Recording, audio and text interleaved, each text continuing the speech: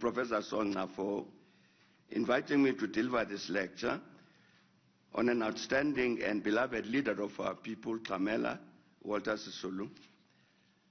And I feel especially honored that I do this at this particular university, which carries his indelible name. I'm also happy to know that I delivered this lecture on an important day in our history, June 26, which 66 years ago, the Congress of the People meeting in Kliptown in Johannesburg adopted that historic document as the Freedom Charter. And this day, the 26th of June, was and is important because it was marked by the liberation movement since 1950 as Freedom Day. I must confess, Vice Chancellor and friends, that I shan't talk about the Freedom Charter today. But some of the matters that arise because of the posture that was taken in that document. And this year we also celebrate the 25th anniversary of the adoption of the National Constitution, that national compact which binds all of us to build the kind of South Africa it defines.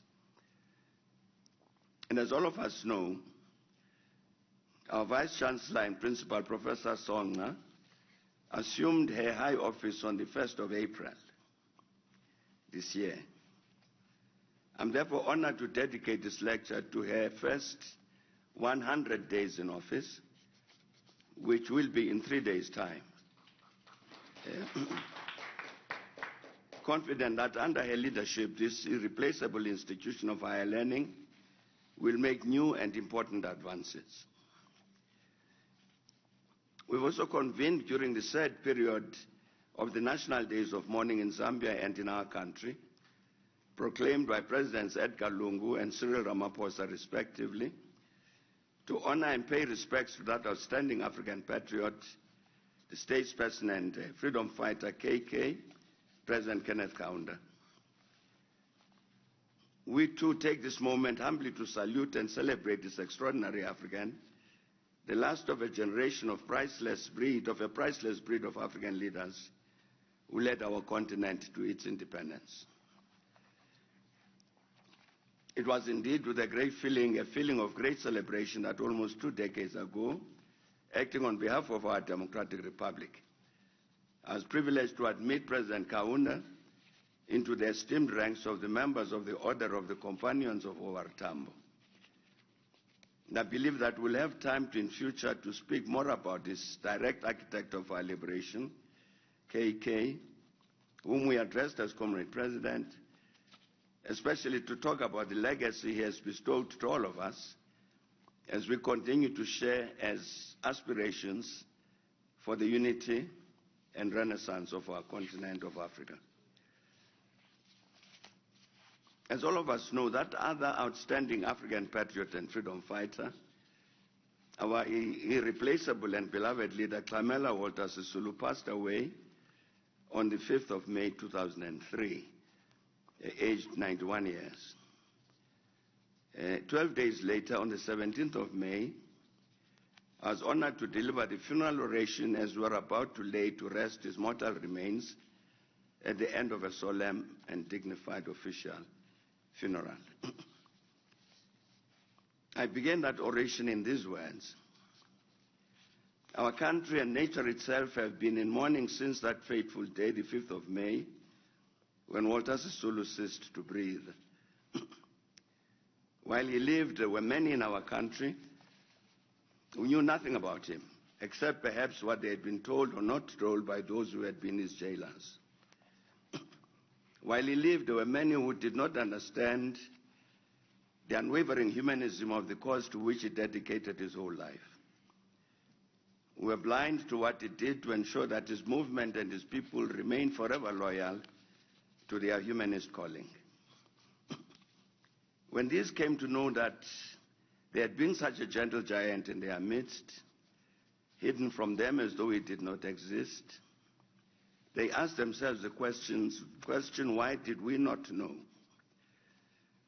But there were many others who knew of the place he occupied among the great galaxy of leaders of our people who had given their all to ensure that all our people and all Africa were liberated from oppression, from poverty and underdevelopment, and the intolerable pain of contempt and humiliation. They knew that Walter Sisulu belonged among those through the generations who are the best representatives of the unheralded nobility of the masses of our people, the representatives who decided that their lives were worth nothing unless they dedicated those lives to the service of all our people. Having said all of this, I thought it right that perhaps as an epitaph on Tata Sisulu's grave, we could inscribe the famous words of the poet laureate Kai when he spoke of those other heroes, the hundreds who perished when the sailing ship Mendi sank in the cold English Channel. And so I said of he who had been driven to act as he did throughout his adult years, inspired only by the noble sentiment of selfless service to the people, asinithenganga ngazo izicengo, asinithenganga ngayo imibengo, bekungenga nzuzo zimakhwezikhwezi, bekungenga zinkwenkwezi, bekungenga nzuzo zingangeenkwenkwezi. I'm certain that all of us will recall that the defense during the Rivonia trial used Walter Sisulu as in fact its principal witness, a responsibility he discharged with distinction. As you people in this world would say, truly cum laude. At some point, Tata Sisulu was interrogated by a lead defense counsel, the advocate Bram Fisher QC, and here's one particular exchange. Advocate Fisher asked, and when you were detained for 90 days, that is to say from the day of the arrest at Rivonia, were you approached and interrogated in any way? And Walter Sisulu responded, yes, I was, interrogated by members of the special branch several times. They said that they believed I was in possession of vital information which would help the state, and that I was facing a very grave charge, the penalty for which is death. They told me I could escape if I was prepared to give evidence, or rather to give them information confidentially. They said it would not be known by anybody, and they told me that some of the Europeans, that is the whites, had already spoken and given information about me. They repeated examples of the rebellion of 1914, when Yopi Furi was hanged. I, however, said I would never give information about my colleagues, and they could do what they wished. And so Bram Fisher said, and so you did not accept any offer, though it may have saved you from the death penalty. And Walter Sisulu responded, yes. The journalist John Carlin interviewed Tata Sisulu after he was released from prison in 1989. And here is part of that exchange. And Carlin asked, on the day before the sentencing at the Rivonia trial, what do you remember of Mandela's state of mind, his behavior on that very night? And Tata Sisulu responded, well, I can't specifically say I remember this, but I remember that his reaction was made up, that he must face the situation. But I made up my mind. I was convinced that there was no way of escaping the death penalty. That's how I looked at it. I looked at the cases that were going on, comparatively minor cases. Sentences were very heavy. And I reasoned that if that be the case with ordinary rank and file leadership, where you have people who deliberately were prepared for prison, you must naturally expect that the death penalty would be inevitable. And Carlin, did you have any plans in the event of getting the death sentence? Was Nelson going to give a speech or something, or had you looked that far ahead? And Comrade Walter said, yes, we did look at the question that the very fact that And he said, I was chosen to play a particular part. Nelson would play a particular part. Therefore, we had different parts to play.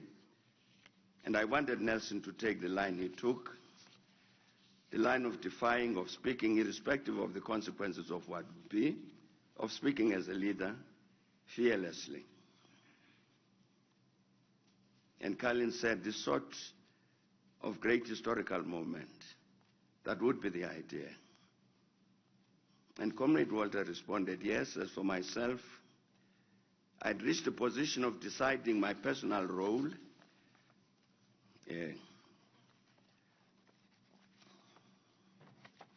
That is the death penalty.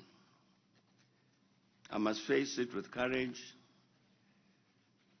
I will in fact sing when I go to the death sentence, to the gallows. And Carlin said, you actually pictured that. And Comrade Walter said, yes, that's right. I worked at that properly, that this is a situation where there is no way in which we can avoid the death penalty in terms of the laws of the country. Therefore, my own situation is that if we are sentenced, and I thought at least 4 of us, if we are sentenced to death, and I should go to the gallows singing in order to indicate my determination for the other people who may come. The conversations I've just cited between Tata Sisulu on one hand and Bram Fisher and John Carlin on the other tell us this very important story about Comrade Walter Sisulu.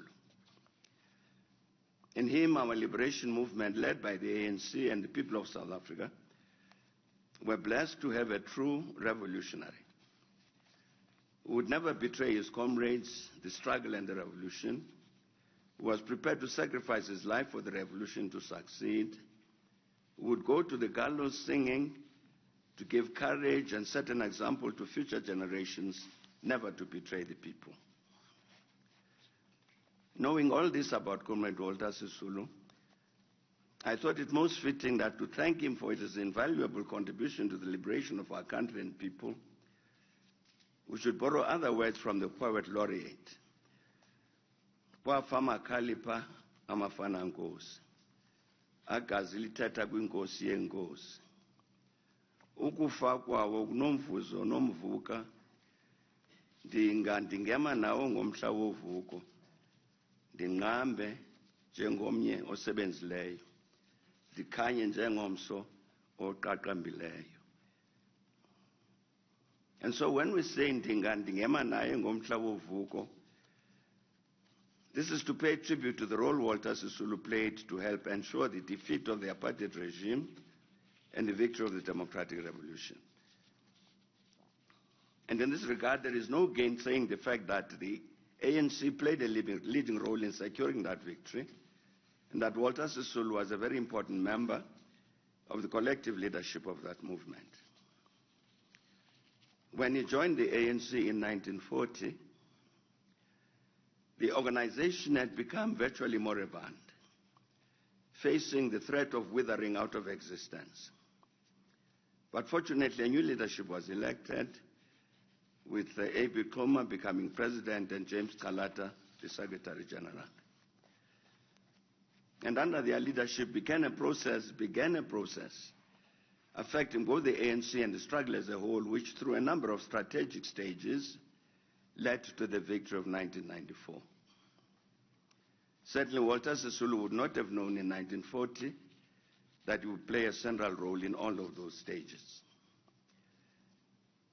And the first stage consisted in the rebuilding of the ANC. And among others, that process led to the formation of the Youth League, ANC Youth League, and the ANC Women's League.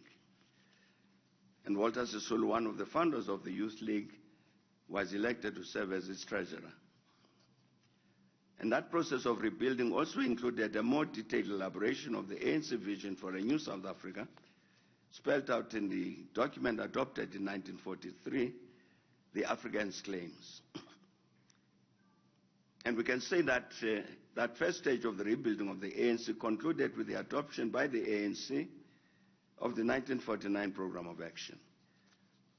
And Comrade Walter was central to this, as the program was tabled and promoted by the ANC, at the ANC National Conference by the Youth League.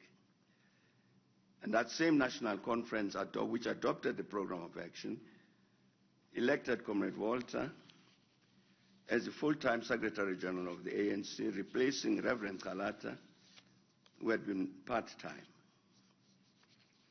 And that 1949 program of action defined the major struggles the ANC led until it was banned in 1960. And these were mass struggles which represented a strategic break from the previous approach of the ANC since its foundation, which effectively consisted in petitioning the successive white minority regimes. And through the apartheid regime, though the apartheid regime banned Comrade Walter from membership of the ANC and participating in its activities in 1954, he continues to serve in its leadership.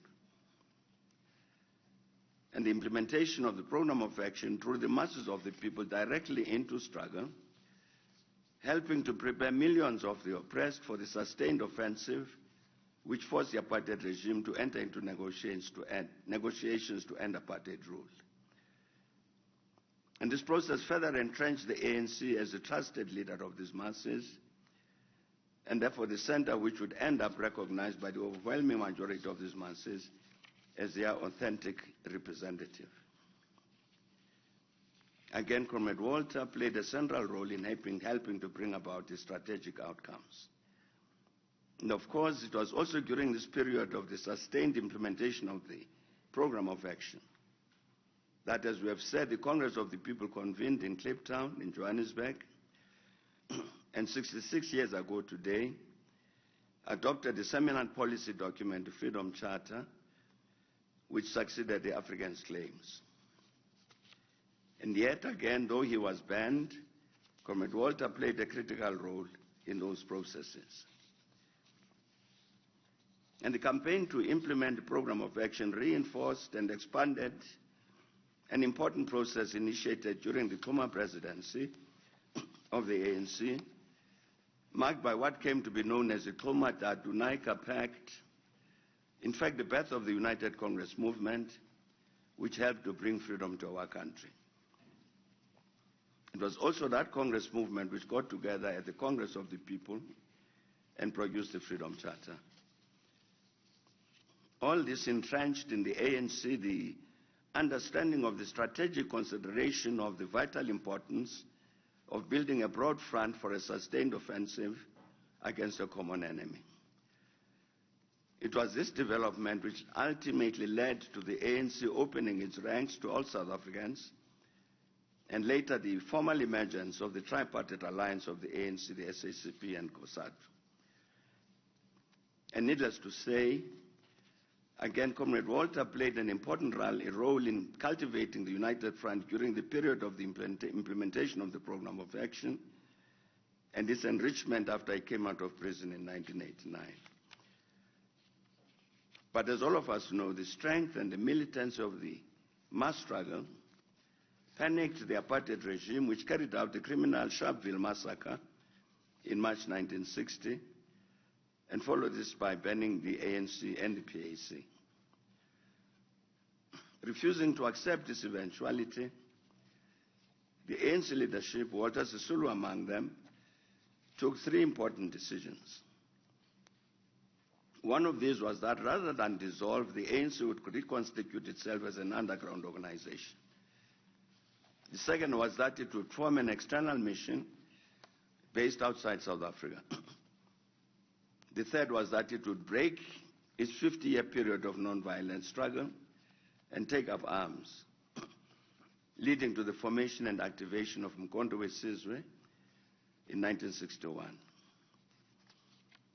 And the latter did not mean the abandonment of mass struggles, as shown, for instance, by the stay-at-home call to oppose the declaration of a republic by the apartheid regime on the 1st of May 1961, as well as the advance of the demand for an inclusive non-racial national convention to draw up a new constitution for South Africa. I would like to believe that many of us will recall that years later, speaking from Lusaka, Zambia, the ANC leadership called the construct I've just described as the four pillars of our struggle. this being underground organization, mass struggle, armed struggle, and international solidarity. Again, Comrade Walter was intimately involved in the conceptualization and putting in place of this very new construct in terms of both the functioning of the ANC and the conduct of the struggle. As we know, ultimately, he and others of our leaders were captured in 1963, appeared in the Rivonia trial, and were sentenced to life imprisonment.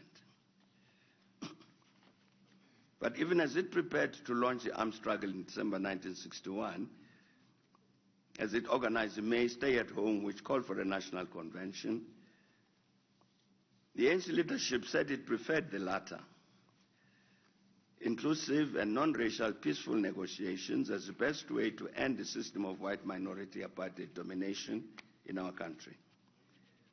And at that point in time, the apartheid regime did not listen. But 28 years later, in August 1989, the OAU Ad hoc Committee on Southern Africa adopted the Harare Declaration, which the ANC had drafted. That declaration, later adopted by UN General Assembly in the same year, called for negotiations to end apartheid rule and the release of political prisoners as one of the preconditions for those negotiations. 2 months later, in October, that is 1989, Comrade Walter and other political prisoners were released following Governor Mbeki's release 2 years earlier in 1987. As all of us know, Nelson Mandela was released on February 1990.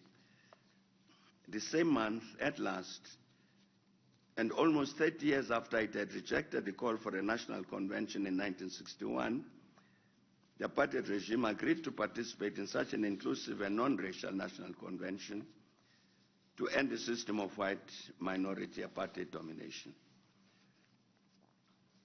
And the very first negotiated agreement between the ANC and the apartheid government in 1990 was the Grote Skierminute, concluded on May the 4th of that year. Walter Sisulu was part of the ANC delegation which negotiated this agreement.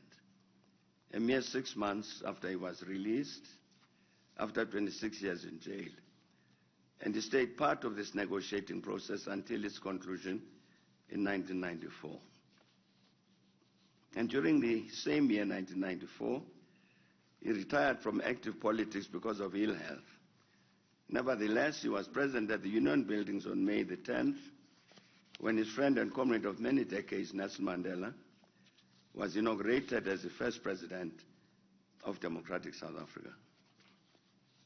And here I must make this important point that it was our other beloved leader, Mama Albertina Sisulu, Comrade Walter's very dear wife and comrade, honorable member of the National Assembly, who stood up in Parliament on May 9, 1994, to nominate Nelson Mandela for election as President of the Republic. Towards the end of the oration at Walter Sisulu's funeral, to which I have referred, I said that one that was as mighty as the baobab has fallen.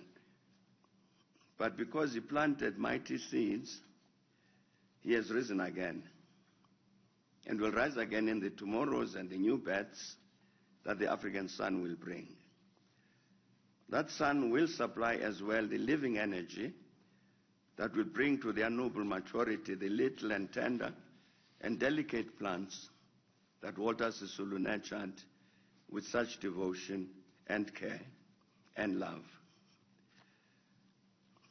Today, 18 years after Comrade Walter passed away, we must ask ourselves the question and answer it honestly. Was this prediction correct? As he was preparing to retire from active political engagement in 1994, Comrade Walter participated in preparing the election manifesto the ANC adopted for our first democratic elections. That manifesto said, among others, on 27 April, for the first time in our history, all of us will stand tall and proud as equal citizens in our common home. And to eradicate the serious problems caused by apartheid, South Africa needs a government with the political will to meet the challenge. A government that understands the needs of the future because it understands the neglect and division of the past. We need a government that puts people first.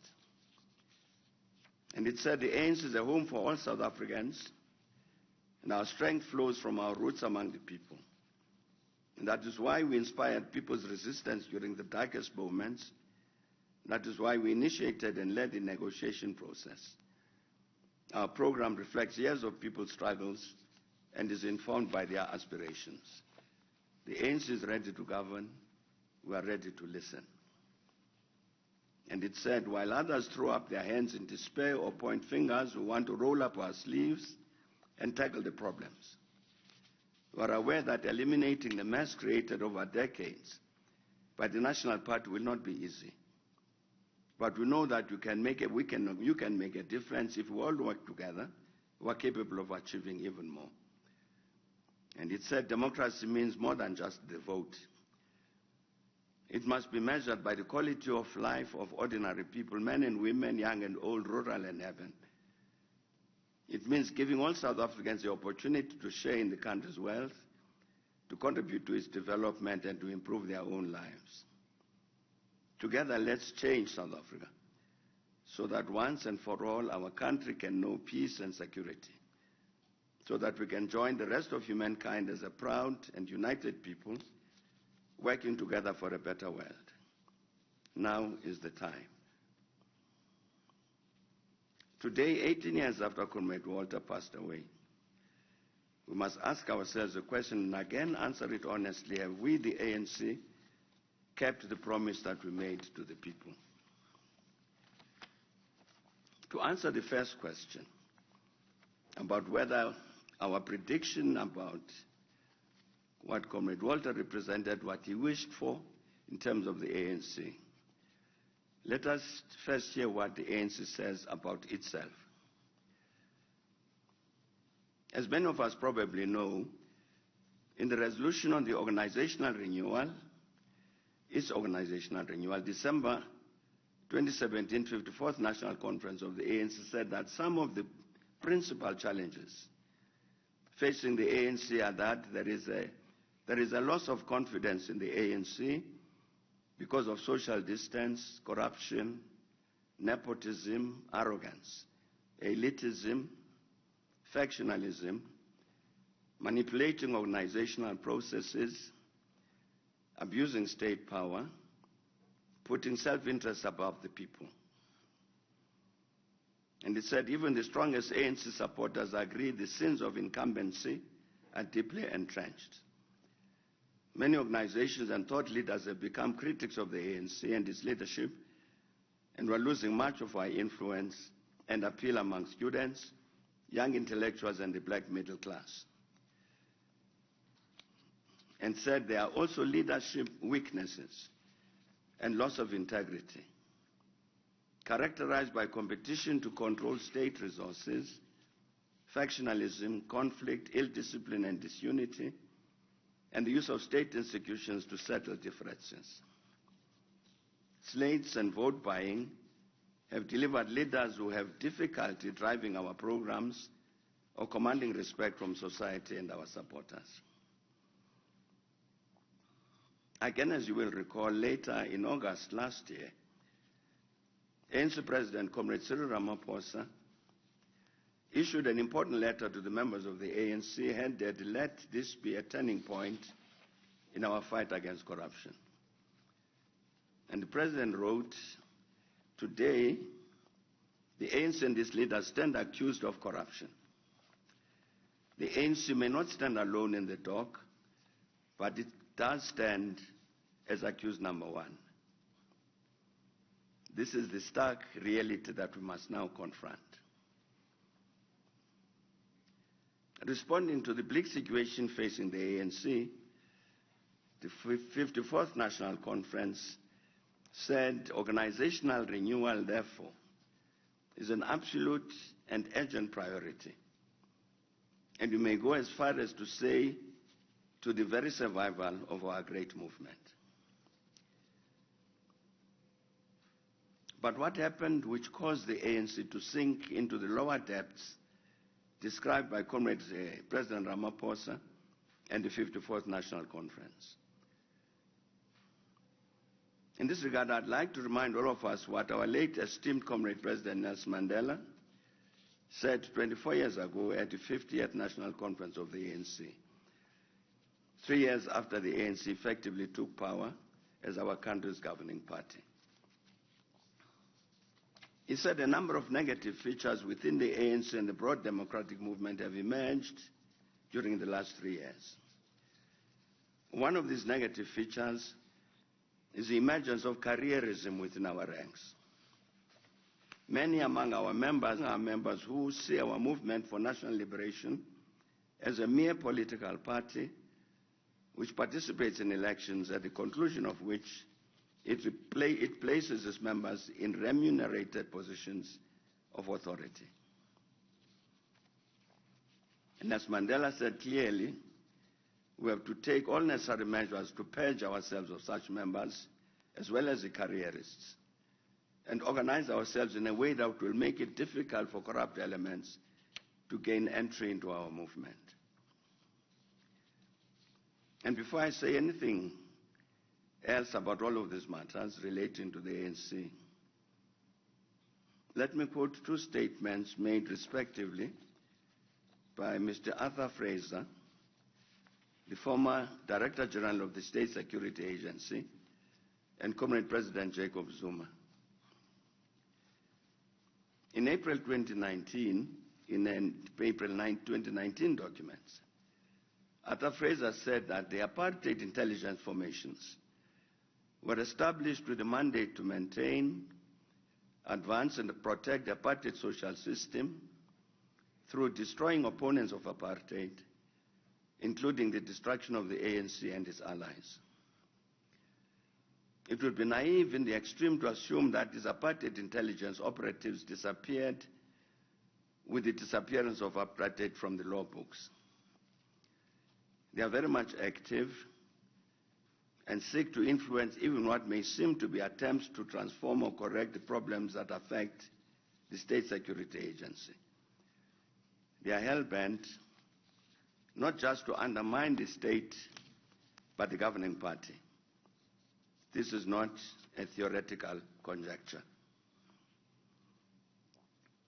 Jacob Zuma delivered an Oliver Tambo centenary lecture in November 2017 in Kagiso on the West Rand.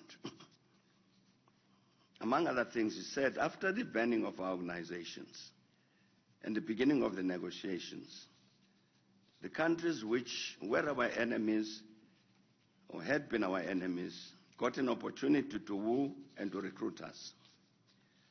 They would say to us, please work with us secretly. Nobody else will know. We'll give you everything you want. You recall this is what was said to Walter Sisulu when he was interrogated by the special branch. It was repeated according to President Zuma even now. When some among us agree to these overtures, we become weaker. Comrades return from training and we give them tasks, not knowing that they are now working with the enemy as its secret agents. This person, I'm an enemy agent, has already been trained how to conceal himself or herself so that he or she is not discovered. He or she behaves as though he or she loves the ANC more than all other people. And after he or she has spoken, we all decide to elect this comrade, that he should be the chairperson. They've trained him or her about what to do to get elected. It is a silent war in the process of the balance of forces. As we examine the problems we are experiencing today in the ANC, we should not look at them on the surface or merely look at individuals. We must understand that we are involved in a global war. The ill wind blowing through the ANC is not self-generated. There are those who are blowing this wind from below. It is the enemy agents who were hard at work who caused the division after the Polokwane 52nd National Conference of the ANC. That was President Zuma. I believe that after the extensive quotations I've cited to describe the malaise in the ANC and point at least to some of its causes, there is no more need for me to say anything else to add to all of that. The essential challenge is to act exactly on what the 54th ANC National Conference called for when it said organizational renewal, therefore, is an absolute and urgent priority, and we may go as far as to say to the survival, the very survival of our great movement. In this context, we must draw attention to the fact that the 2017 ANC conference said that it mandates the NEC to drive a sustained program of organizational renewal and report on such to the 2020 National General Council. To add, we must also point to the fact that in this year's January 8 statement, the NEC said we must this year forge ahead with the fundamental renewal of the ANC. It is only an ANC with ethical, selfless, and disciplined members that can lead the national effort to reduce coronavirus infections and drive radical social and economic transformation, unquote. But here is a deeply worrying reality in this regard. The NEC has done nothing to honor both the 2017 conference directive and its own 2021 commitment. Obviously and naturally, the question arises, is the ANC National Executive Committee willing and able to discharge its responsibilities with regard to the absolute and urgent priority of the renewal of the ANC? I pose this question during this lecture because this is not a matter of concern only to the ANC and its members. The ANC remains the dominant political formation in our country and is likely to sustain this position for the foreseeable future. The 54th National Conference called for the urgent renewal of the ANC to end the corrosion of the government's capacity, the radical weakening and subversion of the democratic state institutions, and all the other negatives it identified. All of these negatives are a fundamental cause of the serious general political and socio-economic crisis in which our country is immersed.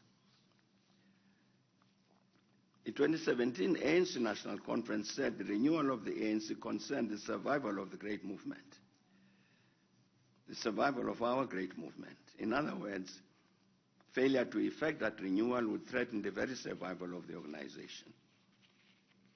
Our political reality of the continued primacy of the ANC, which our electorate regularly elects as a national governing party, means that that very threat to the survival of the ANC simultaneously threatens our country and all 60 million citizens, which are virtually intractable general political and socio-economic general crisis.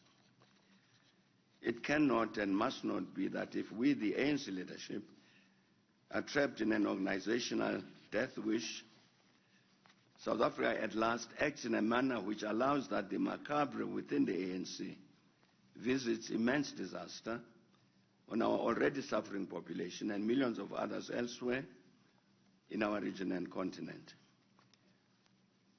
The genuine and thoroughgoing renewal of the ANC is an urgent national imperative.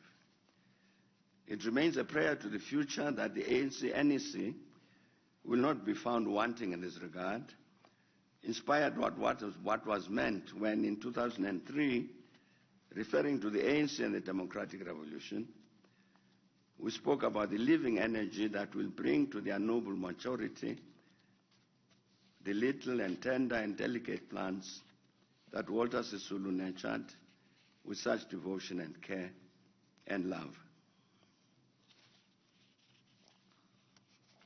I'm certain that all of us would agree with the 1994 ANC election manifesto. After 27 years after it was composed, where it says that democracy means more than just a vote. It must be measured by the quality of life of ordinary people, men and women, young and old, rural and urban.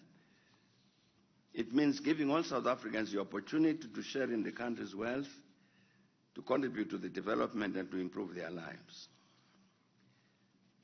I also believe that it would be right that especially the ANC should make an honest assessment about how much the quality of life of the people has improved since the majority of our electorate first elected it as governing party in 1994, on the basis of the manifesto, one of whose authors was Walter Sisulu.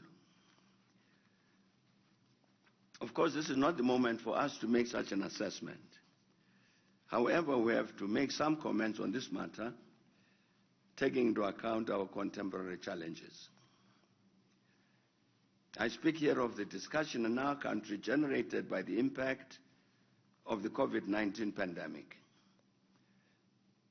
In this regard, I must first of all congratulate our government for the close attention it is paying to the supremely important task to defeat the COVID-19 pandemic. The very dangerous current third wave emphasizes the vital importance for the population to respect and implement the directives which our government regularly issues. And indeed, I do hope that all of us will work together closely with government to defeat this pandemic. On October 21st last year, President Ramaphosa replied to the debate which had taken place in Parliament in response to his presentation of the government's economic reconstruction and recovery plan.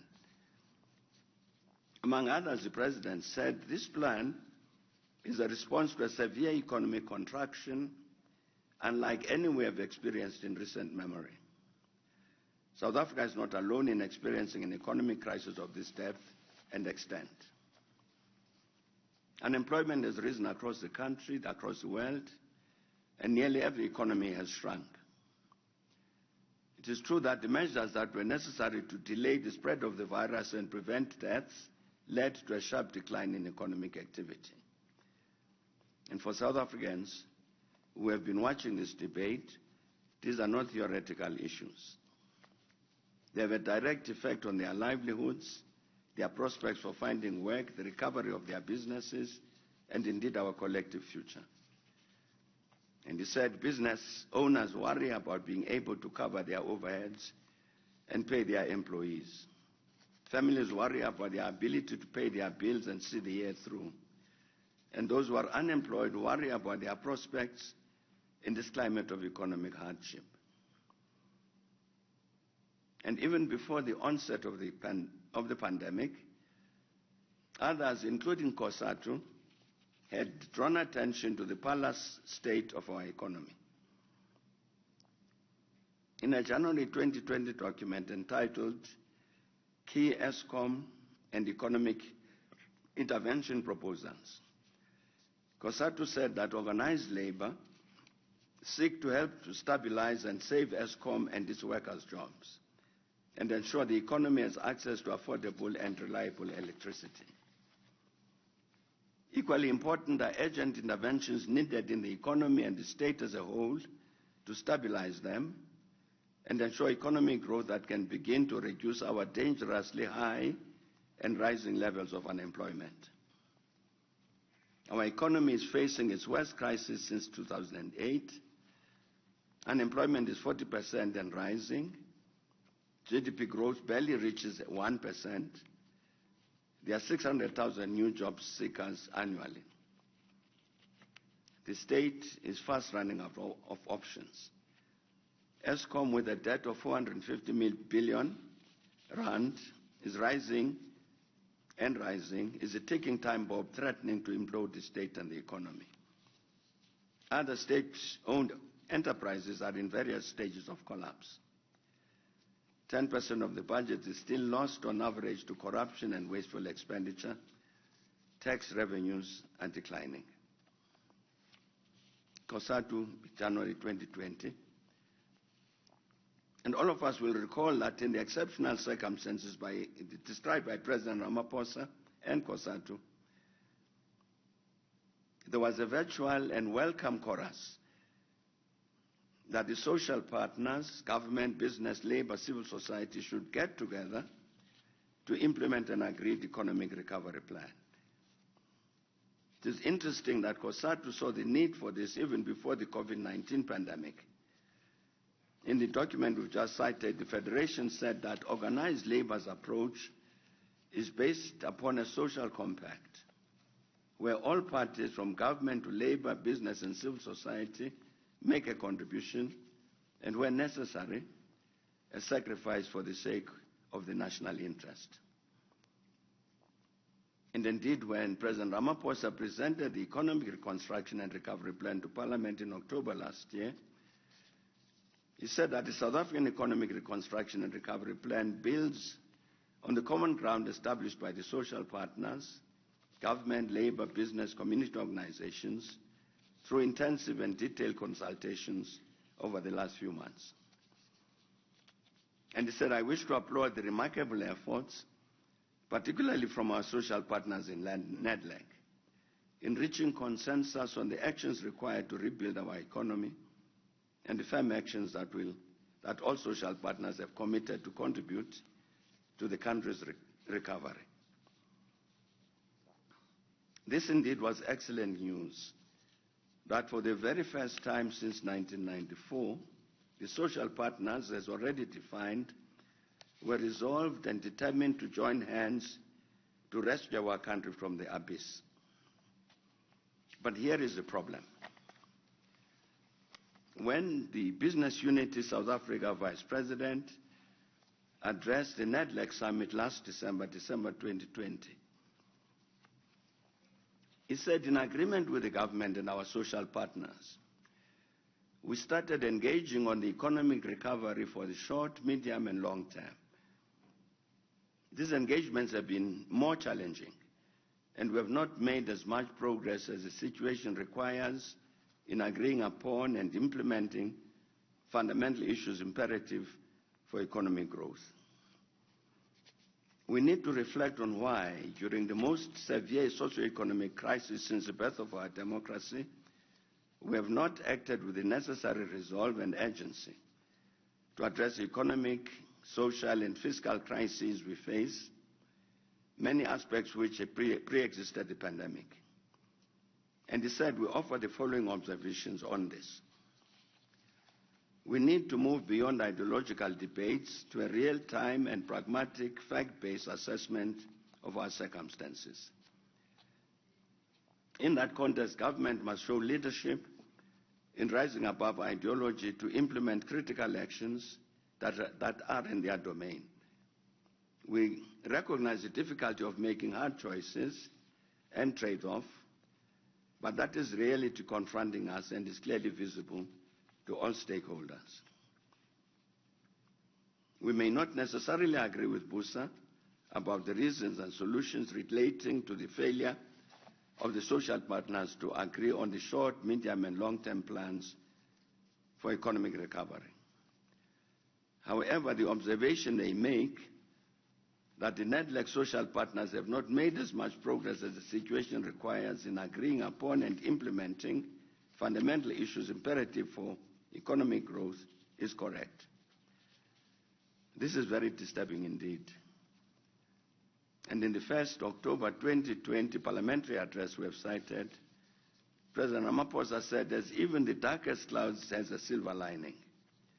We need to see this moment as a rupture with the past and an opportunity to drive fundamental and lasting change. It is an opportunity not only to recover the ground that we have lost over the course of the pandemic, but to place the economy on a new path to growth. We are therefore presenting before this joint sitting of Parliament and the country a reconstruction and recovery plan to drive growth that is inclusive and transformative. And he said we shall not rest until we have built a new economy based on fairness, on justice and equality. And this is the task of our generation, to renew, to repair, to rebuild.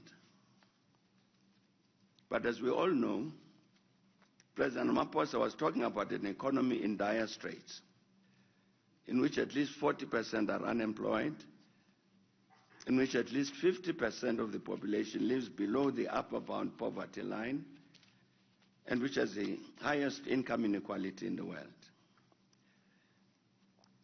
In this context, in February 2021, this year's budget review of the National Treasury says that the economic outlook remains highly uncertain and the economic effects of the pandemic are far-reaching. By the third quarter of 2020, there were 1.7 million fewer jobs than in the same period in 2019. Rising unemployment and income losses have entrenched existing inequalities. GDP is only expected to recover to pre-pandemic levels in late 2023. And given South Africa's structural constraints, its recovery will be slower than many of its developing country peers. The National Treasury said beyond the pandemic, lifting barriers to growth, South Africa faces severe economic challenges. Real GDP per person has been falling since 2013-2014, meaning that the average South African is becoming poorer, despite high and rising fiscal deficits. Private and public investments are lower than any time since 2005, having declined to 12.5% and 5.4% of the GDP, respectively, in 2019. And in its July 2020 document, A New Inclusive Economic Future for South Africa, Business for South Africa, the formation representing the private sector, says absent decisive leadership and action, South Africa will not be able to escape the pernicious effects of policy uncertainty, corruption, lack of accountability, and the lack of capacity which were all evident prior to the crisis. These will continue to depress growth, and they may become so entrenched that they lock in a negative growth trajectory for the next decade. If, however, the country's leadership makes the right strategic choices over the near term and takes decisive and bold action based on a data-driven, empirical, and rational approach, then South Africa may be capable of delivering economic growth of 5% per annum or more, potentially to double GDP over the next 10 years, and materially reduce unemployment, inequality, and poverty in the process.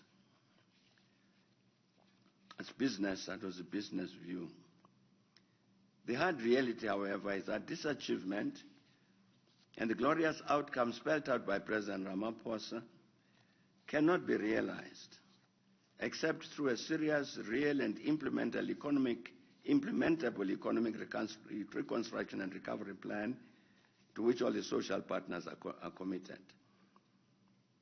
As President Ramaphosa said, that glorious outcome is about a rupture with the past and an opportunity to drive fundamental and lasting change. A rupture with the past is about the achievement of that historic objective, the eradication of the legacy of apartheid and colonialism, and therefore a decisive advance towards the creation of the non-racial, non-sexist, and prosperous society prescribed by our national constitution. In this context, I recall the very disturbing observation made by Arthur Fraser, the former State Security Agency DG, when he said some former apartheid operatives continue to work to destroy institutions of the democratic state. I mentioned this to draw attention to the task in the context of the economic recovery to defeat what has been a sustained campaign to destroy the state corporations.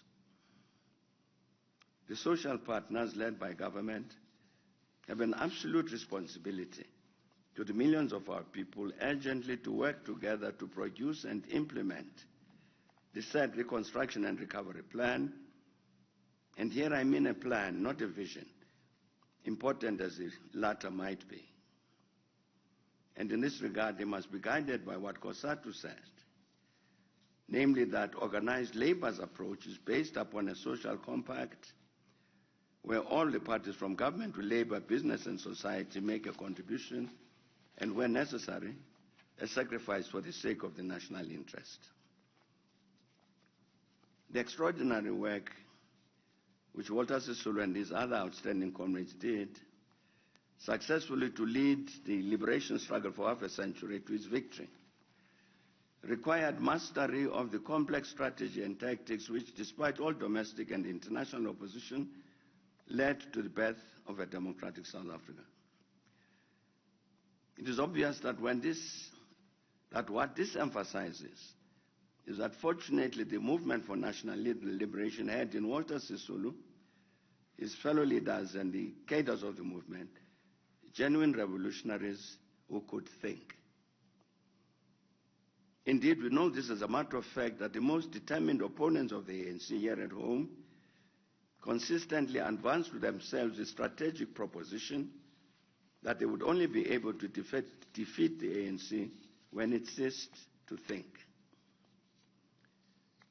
In my comments so far, I've spoken of two major challenges our country faces: the task to achieve the genuine renewal and refocus of the ANC, the dominant political formation in our country, and the fundamental progressive socio-economic transformation of our society. Of course, there are other important challenges we do not have time to address, but which will have to be attended to. What all this means is that, as demonstrated to us by Walter Sisulu and his comrades, our society, including its political formations, will have to generate within its ranks the cadre which would also have the mastery of the complex strategy and tactics, which must result in the successful eradication of the legacy of colonialism and apartheid, and therefore our country's fundamental socio-economic transformation. I believe that it is obvious that if we fail to develop this cadre, we will not accomplish the fundamental transformation that our country desperately needs. During the year 2014, the Walter Sisulu University community listened to an address by Ms. Nombulelo Hakula entitled Repositioning Education Central in the South African Transformation Agenda to deal with socio-economic challenges facing the country in the 21st century. And she said, in the South African Green Paper of December 2006 on higher education transformation, Professor Bengu, the former Minister of Education, states that higher education is one of the most important activities organized in modern society. It creates a demanding but rewarding environment in which individuals may realize their creative and intellectual potential. Through high-level training across the disciplines, it equips people with the necessary knowledge, skills and values to play a wide range of social roles and to become effective citizens. And through research and the production of knowledge, higher education provides a society with the capacity to innovate, to adapt, and to advance. And Ms. Hakula went on to say it is about time that South Africa faces up to the triple challenge of unemployment, poverty, and inequality, with education playing its vital, if not the main role towards winning this battle. Education is not an end in itself. It serves broader objectives. We cannot continue to view education in isolation to its environment. And the question is, are institutions of higher learning up to the challenge? In 2016, when the then Vice Chancellor of WSU, Professor Rob Midgley, emphasized the point raised by Ms. Hakula when he told the graduation ceremony that the reality is that only 4% of black people complete a degree. Our graduates, therefore, belong to a privileged group. This also increases the responsibilities that they have, especially to ensure that their privilege also impacts on their communities back home. So he said, graduates, please use your education wisely and make a difference to other people's lives. The question whether institutions of higher learning were up to the challenge posed by Ms. Akula was obviously very appropriate, certainly in the context of the development of the cadre for transformation were spoken of. Exactly the educated cohort among our people which must play the role identified by Ms. Akula and later by Professor Rob Midgley. However, because of the strategic importance to the future of our country, of the creation of the critical mass of the cadre for transformation that Ms. Akula and I have spoken of, which must be developed through our system of formal education, we must consider the matter of the readiness or otherwise of the institutions of higher learning together with the other levels in our educational system. What is happening in our education system, dramatically and painfully represented by the dropout rates throughout the various stages of the process of learning, should sound a very loud alarm that something must be done to address many, many patent deficiencies within the system. We do not have time today to make a comprehensive presentation about this matter, but let us mention a few figures with which you will be familiar. It was reported in 2017 that around 60% of young South Africans effectively drop out of school with no school leaving qualification to their names. And that out of each 100 learners that begin school in grade 1, half will drop out, 40 will successfully complete the national senior certificate, and only 12 will be eligible to pursue higher education. There's also been reported that our universities can accommodate only 18%, 1/8, of our matriculants. And of that 18%, nearly half, that is 47%, will drop out. And earlier this year, the Department of Higher Education and Training reported that in the period 2016 to 2018, only 9.2% of students were enrolled for the National Certificate Vocational Level 2 in 2016, completed the qualification within the 3-year expected time frame, which they said was a far cry from the target of 75% set by the National Development Plan for 2030. And all the foregoing communicates a deeply troubling story that practically our educational system destroys the futures of many of our young people and simultaneously fails to create the critical mass of the transformation cadre we have spoken of. This university, Walter Sisulu University, enjoys the unique privilege and unmatched honor of having been named after an eminent human being and an outstanding architect of our emancipation. However, I believe that that unique privilege and unmatched honor carry with them a heavy and serious obligation for the university to be as excellent as Walter Sisulu was, or at worst, earnestly to strive to discharge that obligation. In her article on the impact of COVID-19 on online teaching and learning at a historically black university in South Africa, a case study of Buffalo City campus, your colleague, Victoria Magaba, makes some important observations about historically black universities. And she says historically black universities are situated in small towns, and the majority of students come from former homelands that were created as form of segregation during apartheid. And most of these universities are marred with challenges. For example, they are poorly resourced. They attract lots of students from underprivileged backgrounds, as they are mostly located near small towns and rural areas where job prospects are scarce. A high number of students enrolled in these institutions come from schools which are themselves poorly resourced, meaning that they are not exposed to technology like computers, and therefore the students start university with no computer skills. And she said by virtue of its location, Walter Sisulu University attracts a lot of students from the above category, meaning that the university has to put in measures to support students to have computer skills, and for lecturers to be trained in incorporating this in their lessons. And yet another of your colleagues, Konda Makala, also reflected on this reality in an article which was entitled Peer-Assisted Learning Programs.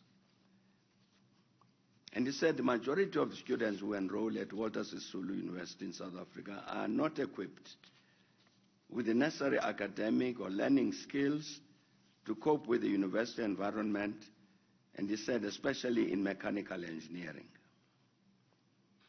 And in order to address this gap, a peer-assisted learning program was implemented to provide support targeting high-risk subjects for at-risk students in mechanical engineering at WSU. The program, therefore, is proactive and student-driven in that senior students assist junior students with their academic work and learning processes. And he said the program is designed to encourage collaborative and cooperative learning approaches during group sessions and active student engagement to support student learning. I've referred to these articles to make the statement that I believe that by working in such a focused way to empower the students to succeed in their studies rather than drop out, WSU is indeed responding to its obligation to honor the memory of a truly humanist change agent, Walter Sisulu. It is also important in this same context that located where you are, you have positioned WSU as a developmental comprehensive university which, providing more than 186 qualifications, focuses on urban renewal and rural development. Without detailing any further your other outstanding achievements, including the important role you are playing in adding properly qualified people to what we have called the critical mass of the transformation cadre, I would make bold to say that our beloved leader, Kamela, and his dear wife, also our leader, Mama Albertina, are very proud of this, their own university. What you have done and are doing here at Walter Sisulu University serves as an example and a challenge to all of us in our country, and especially those of us who claim Comrades Walter and Albertina Sisulu as our comrades and leaders, to approach the historic task of the fundamental transformation of our country with the same dedication as well as the commitment truly to serve the people of South Africa, which you continue to sustain. As I was about to end my oration, the day we laid our father and leader Walter Sisulu to rest, I said voices of amazement and surprise have spoken of a miracle that many things they thought impossible in our country have been done. They have endowed the outcomes with the attributes of a miraculous wonder. But we who have the gift of knowledge, the people of whom the poet Khonem Kai spoke, know that the miracle is not in the creation, but in the creators.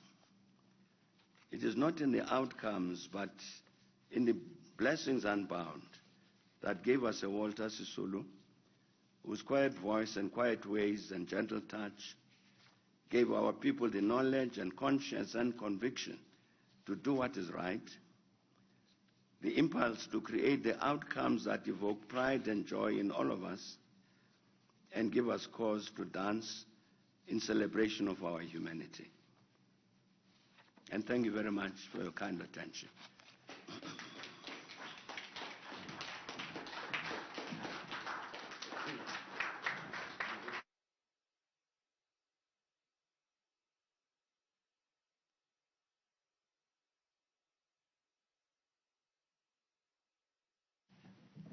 Wow.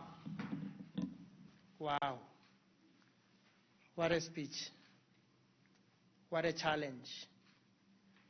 We take the good things that have been said about us as an institution. Well, you've been hearing from former President Thabo Mbeki delivering a lecture reflecting on the 66th anniversary of the Freedom Charter and the life and times of the late anti-apartheid stalwart Walter Sisulu.